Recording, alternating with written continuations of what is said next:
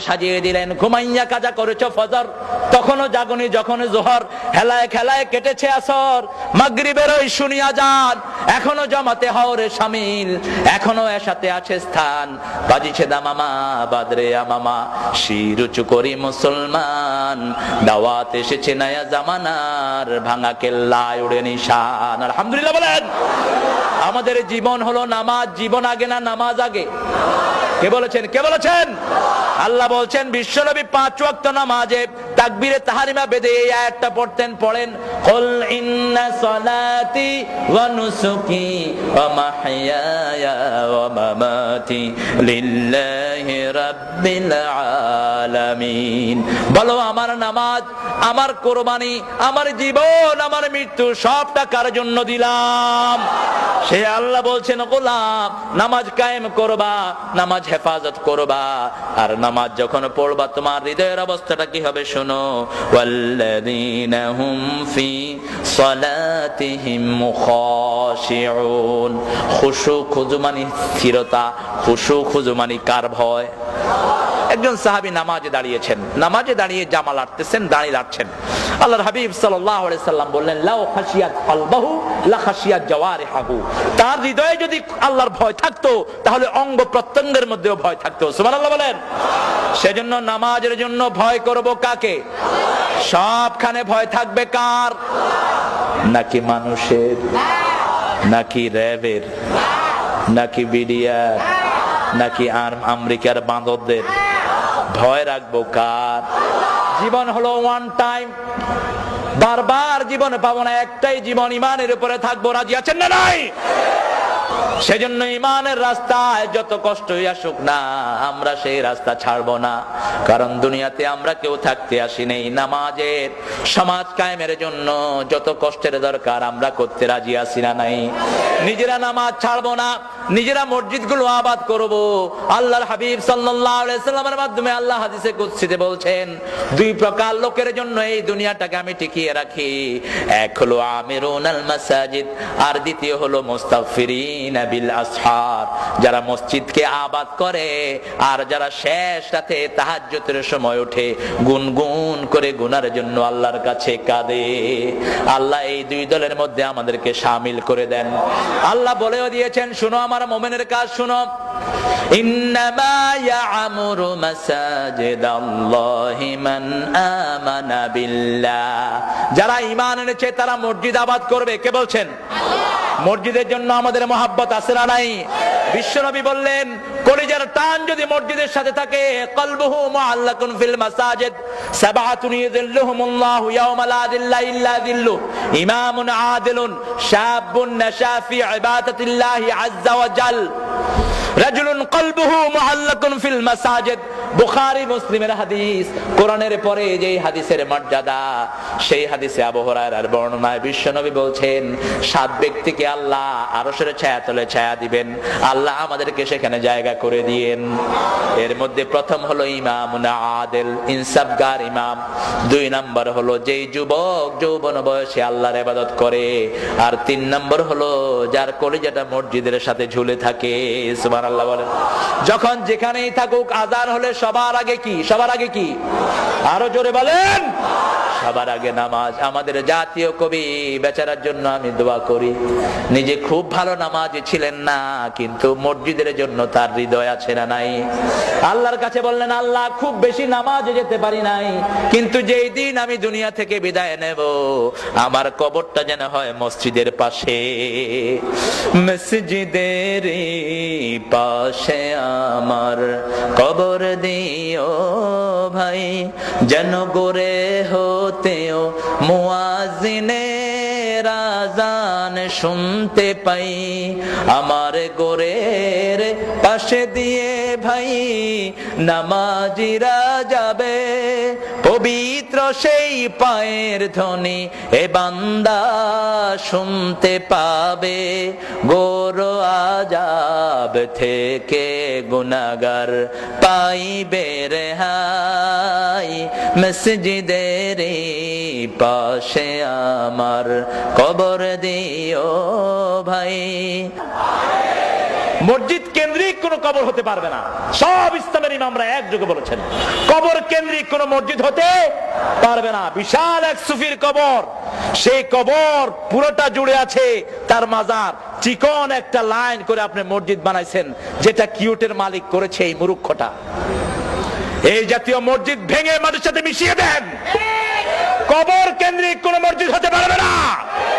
হ্যাঁ, মসজিদ আছে, তার পাশে কবর হলো কোনো আপত্তি। যেমন মসজিদে নববীর পাশে বিশ্ব নবীর কবর আছে না নাই? বাইতুল মুকাদ্দাসের পাশে অনেক নবীর কবর আছে না নাই? সেটাতে কোনো দোষ নাই, কিন্তু কবর আগে না মসজিদ? কোনটা আগে? মসজিদ আগে। এটা যেন খেয়াল থাকে।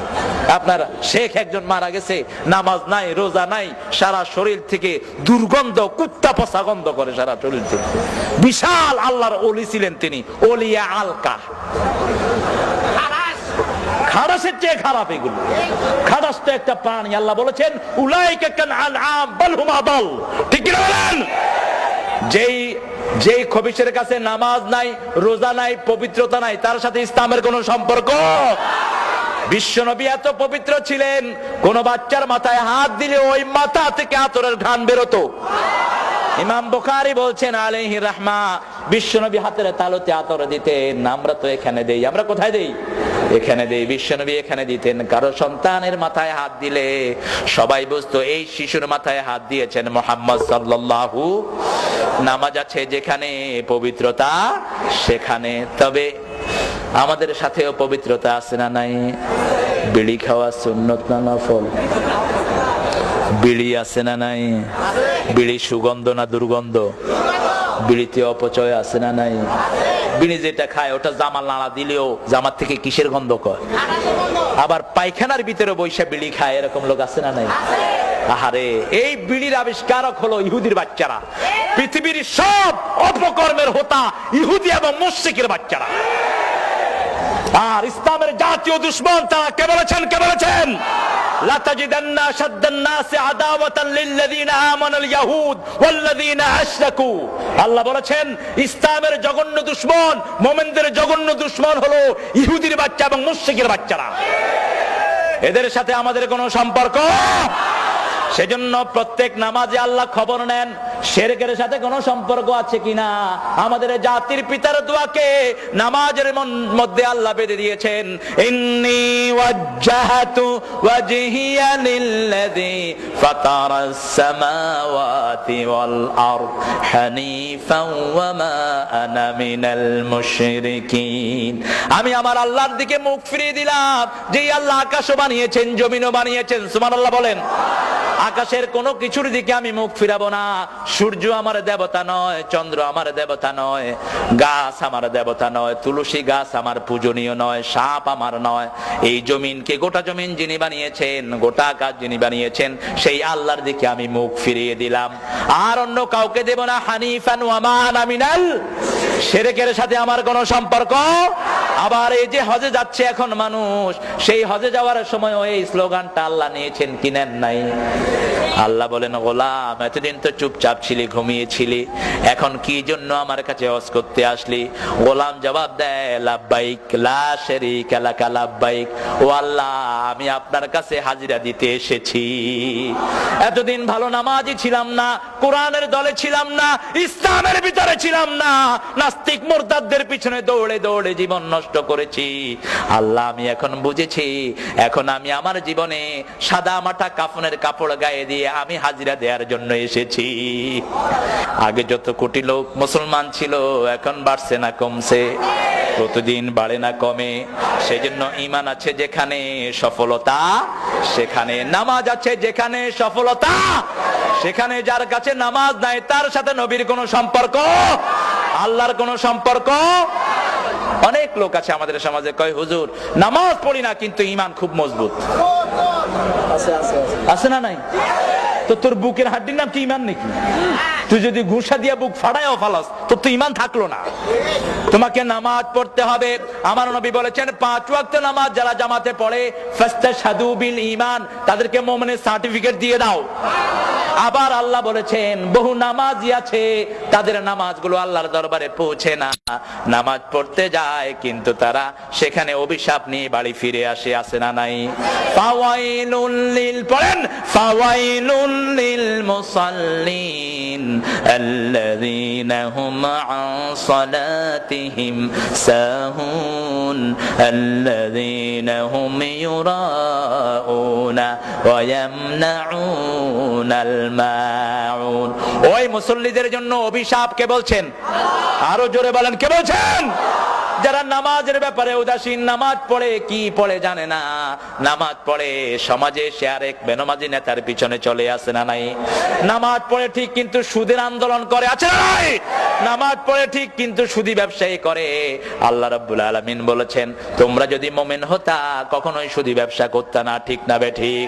সেজন্য আমার আল্লাহ রাব্বুল আলামিন বলছেন গোলাম যারা নামাজ পড়বে না এরা প্রথম জাহান্নামী হবে। কার কথা? কার কথা? يتساءلون عن المجرمين ما سلككم في سقر لم نك من المصلين ولم نك نطعم المسكين। কার কথা? মুজরিমদের ব্যাপারে প্রশ্ন এসেছে। আল্লাহ বলবেন, কোরআনের ভিতরে শিখিয়ে দিয়েছেন, জান্নাতীরা যখন বলবে ও ভাইয়েরা তুই তো বড় ব্যবসায়ী ছিলি, তুই তো বড় নেতা ছিলি, আজকে জাহান্নামী হলি কেন? সাথে সাথে সে বলবে এমন দল করেছি নেতাও বেনমাজি আমিও ছিলাম বেনমাজি। এমন দল করেছি যেই দলে নামাজের কোনো কর্মসূচি ছিল না, ঠিক না বে ঠিক? যেই দলে মিসকিনকে খাওয়ানোর কোনো সিস্টেম ছিল না। কারণ নামাজ আছে যেখানে খাওয়া দাওয়া, যেই মাসে নামাজ বেশি খাওয়া দাওয়া বেশি না কম? কোন মাস? আরো জোরে বলেন, খাওয়া বেশি না কম? আমি এক হুজুরকে নিয়ে ইফতারি করছিলাম, ফট করে উঠছে। বললাম হুজুর কি হয়েছে? কয় পাজামার রশি ছিঁড়ে গেছে। বললাম ভাই আর খায়েন না? কয় হুজুর অর্ধেকও খাইনি। বললাম খান খান খান। আরেক জায়গায় দেখি একজনে বাইগুনি খাচ্ছে আর চুল কাচ্ছে। বললাম বেগুনি খেলে ভাই চুলকালি বাড়ে? কয় খাইতেও মজা চুল খাইতেও মজা। রমজানের কি মজা, সুবহানাল্লাহ বলেন। এই মজা দিয়েছেন কে? রমজানের মতো যদি সারা বছর নামাজ পড়তেন, সারা বছর আপনার ঘর আপনার বাড়িকে আল্লাহ বরকত দিয়ে ভরে দিতেন। মক্কা মদিনার বদনামি আমরা করি, অনেকেই করে, কিন্তু মক্কা মদিনার মতো ইসলাম কিয়ামত পর্যন্ত কোথাও আসবে না। মক্কা মদিনার লোকেরা সুযোগ পেলেই নামাজে দাঁড়ায়, সুবহানাল্লাহ বলেন। আমার নবী যখনই একটু কষ্ট অনুভব করতেন নামাজে দাঁড়িয়ে যেতেন আর বলতেন আমার উম্মতেরা সল্লু কামা রাআইতুমুনি উসাল্লি, আমি যেইভাবে নামাজ পড়েছি আমার মতো নামাজ পড়ো। কেউ যদি বিশ্বনবীর তরিকা অনুযায়ী নামাজ পড়ে জীবনে কোন রোগ তাকে স্পর্শ করবে না, সুবহানাল্লাহ বলেন। নামাজের ভিতরে সব রোগের ঔষধ আছে না নাই? একটু ভালো করে নামাজ পড়ে দেখেন। 2 রাকাত নামাজ পড়েছেন আমার নবী, সারা রাত কাটিয়ে দিয়েছেন। মা আয়েশা বলছেন আমি বিশ্বনবীকে একসাথে আমরা দুজন শুলাম, একটু পরে দেখি বিশ্বনবী আর বিছানায় নাই, তাকিয়ে দেখি তিনি কোথাও নাই। এরপরে দেখলাম তিনি ওযু করে এসে নামাজে দাঁড়িয়েছেন। আমি শুনতে লাগলাম বিশ্বনবীর তেলাওয়াত, এত সুন্দর তেলাওয়াত আল্লাহর জমিনে আর কারো হবে না। আমার নবী যখন তেলাওয়াত করতেন কাফেররা এসে বাড়ির চারপাশে ঘিরে থাকতো। সেজন্য আমার নবী বলতেন সুর করে যারা সুন্দর করে কোরআন পড়ে না এরা কখনো আমার উম্মত হতে পারবে না। কোরআনের মজাই হলো তেলাওয়াত। কোরআনের মজা কি? এই যে রমজান মাসে 70-80 লক্ষ লোকের জামাত হয় মদিনায় এবং মক্কায়, তেলাওয়াত শুরু হয়, হাজার হাজার লোক গুনগুন করে কাঁদতে থাকে। কোরআনের এমন মজা যে বুঝলো না তেলাওয়াতের মজা তার কাছে নামাজও মজা লাগবে না, কারণ নামাজের পানি হলো তেলাওয়াত। সুবহানাল্লাহ বলেন। বিশ্বনবী তেলাওয়াত শুরু করলেন, করতে করতে সূরা বাকারা শেষ করলেন। মা আয়েশা ঘুমিয়ে পড়লেন, আবার জাগলেন, দেখলেন বিশ্বনবী বাকারার শেষ আয়াত পড়ছেন আর দরদর করে চোখ